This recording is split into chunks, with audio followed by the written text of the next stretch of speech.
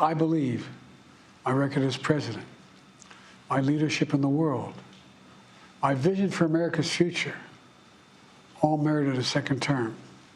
But nothing can come in the way of saving our democracy. That includes personal ambition. So I've decided the best way forward is to pass the torch to a new generation. That's the best way to unite our nation. You know, there is a time and a place for long years of experience in public life.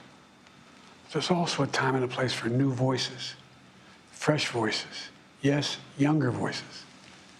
And that time and place is now. Over the next 6 months, I'll be focused on doing my job as president. That means I'll continue to lower costs for hardworking families, grow our economy. I'll keep defending our personal freedoms and our civil rights, from the right to vote to the right to choose. I'll keep calling out hate and extremism.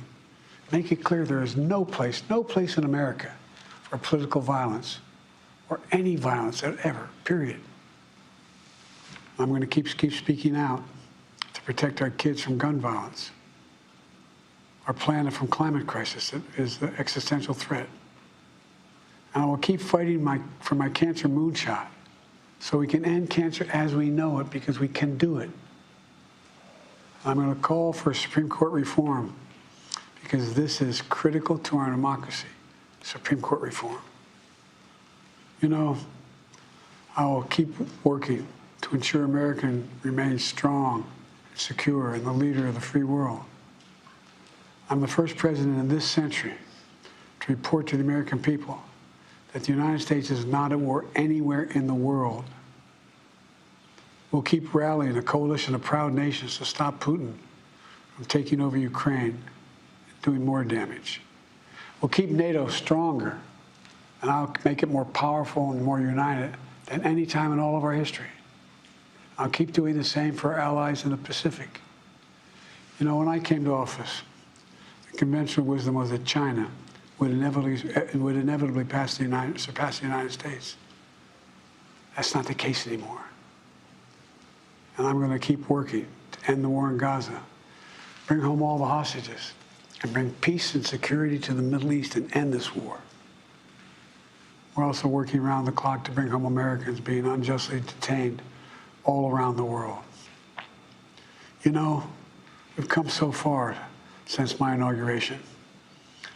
On that day, I told you, as I stood in that winter, we stood in a winter of peril and a winter of possibilities. Peril and possibilities.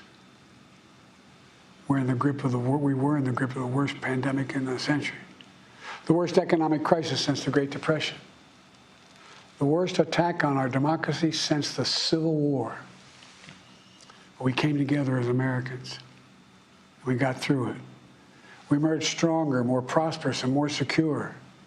Today, we have the strongest economy in the world, creating nearly 16 million new jobs, a record.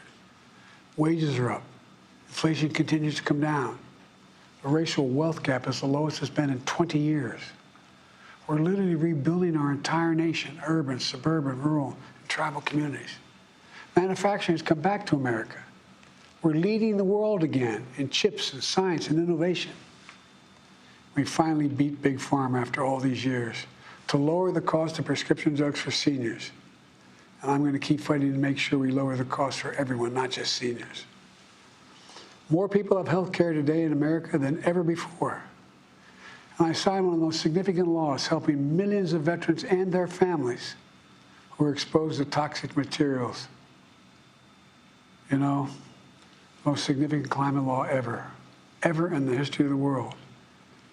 The first major gun safety law in 30 years.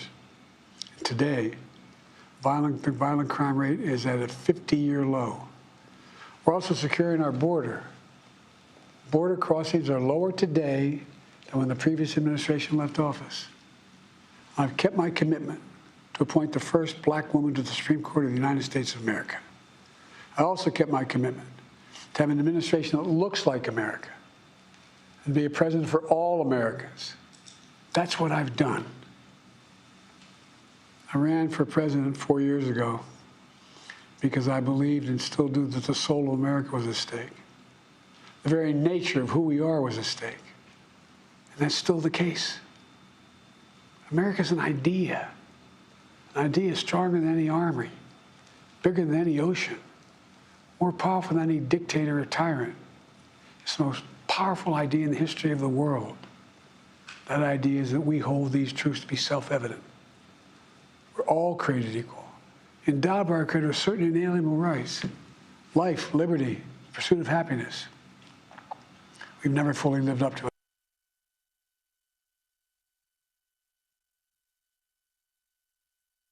I made my choice. I've made my views known. I would like to thank our great Vice President, Kamala Harris. She's experienced, she's tough, she's capable. She's been an incredible partner to me and a leader for our country. Now the choice is up to you, the American people. When you make that choice, remember the words of Benjamin Franklin hanging on my wall here in the Oval Office, alongside the busts of Dr. King and Rosa Parks and Cesar Chavez. When Ben Franklin was asked, as he emerged from the convention going on, whether the founders have given America a monarchy or republic, Franklin's response was, a republic, if you can keep it. A republic, if you can keep it.